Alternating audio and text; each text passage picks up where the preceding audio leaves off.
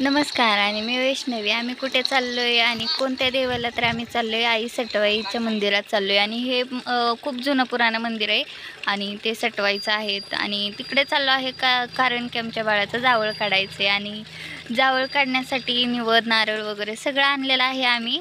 आणि इकडे आतमध्ये बघू शकता ही आई सटवाई देवीची मूर्ती आहे।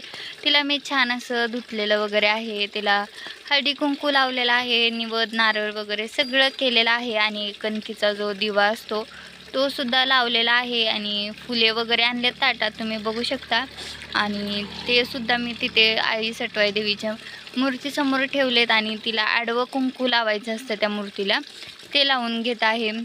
आणि पुढचा सुद्धा व्हिडिओ पाहण्यासाठी आपल्या चॅनलला लाईक शेअर आणि सबस्क्राईब करा आणि मोठे व्हिडिओ पाहायला विसरू नका। आणि त्यानंतर पाया वगैरे पडले आणि बाळाला सुद्धा पाया पडावलं आणि त्यानंतर ओटी वगैरे भरलेली आहे आम्ही आई सटवाई देवीची।